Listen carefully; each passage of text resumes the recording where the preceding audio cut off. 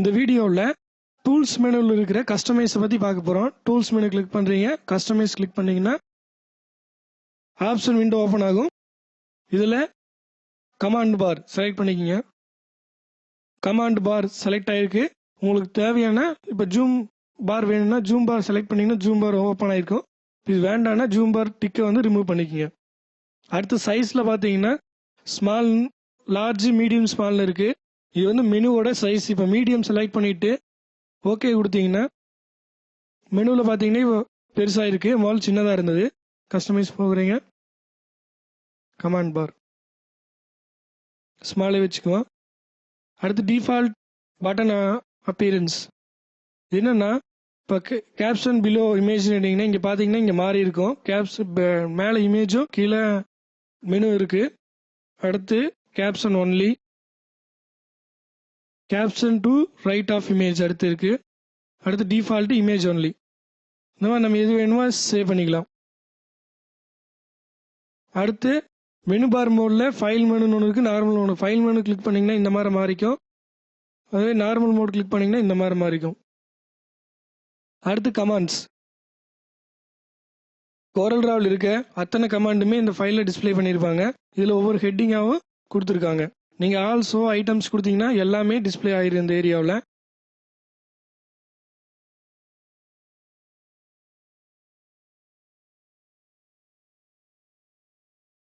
இந்த கமாண்ட்ஸ் பார்த்தீங்க இல்லையா, இந்த கமாண்ட்ஸ் அத்தனைக்குமே நம்ம ஷார்ட்கட் கிரியேட் பண்ணி வச்சுக்க முடியும். இப்போ ஷார்ட்கட் ஆப்ஷன் செலக்ட் பண்ணீங்க. ஷார்ட்கட் கீ இன்னும் வந்து மெயின் செலக்ட் பண்ணியிருக்கோம். இல்லை வந்து நியூ ஷார்ட்கட் கீ. இப்போ நீங்கள் ஏதோ ஒரு ஆப்ஷன் செலக்ட் பண்ணீங்கன்னு வச்சுக்குவோம். இப்போ நம்ம இந்த ஷார்ட்கட் கொடுக்குறக்கு prepare for service bureau select பண்ணிக்கிறோம். செலக்ட் பண்ணிவிட்டு நியூ ஷார்ட்கட் கீ இருக்கு இல்லைங்களா, அங்கே வந்து நம்ம ஏதோ ஒன்று டைப் பண்ணிக்கலாம். நான் இப்போ கியூ கொடுக்குறது அசைன் கிளிக் பண்ணிங்கன்னா இப்போ கரண்ட் ஷார்ட்கட் கீஸ் வந்து ஸ்டோர் ஆகிருக்கீங்க. நீங்கள் ஓகே கொடுத்துக்கலாம். இப்போ நீங்கள் ஏதாச்சும் டாக்குமெண்ட் க்ரியேட் பண்ணிக்கிறீங்க.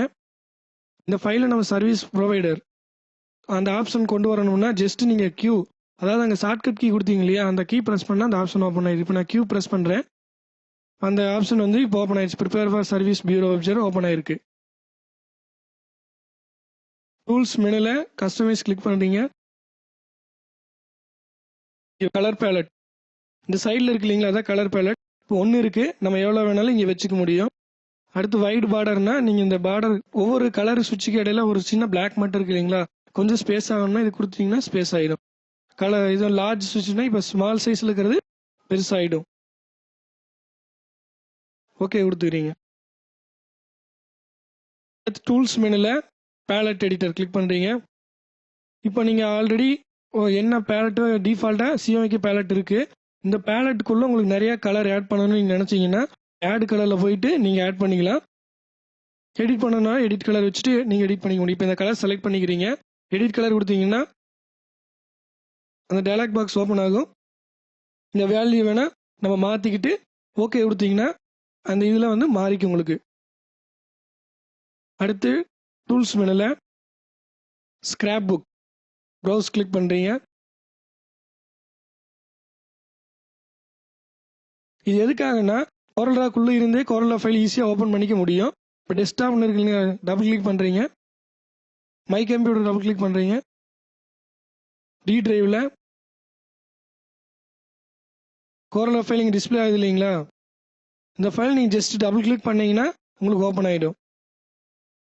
இங்கே ஓப்பன் ஆயிடுச்சு இந்த ஃபைல். அதே மாதிரி இன்னொரு ஃபைல் ஓப்பன் பண்ணிக்குவோம். கோரல் டிரா ஃபைலை நீங்கள் ஓப்பன் பண்ணிக்க முடியும்.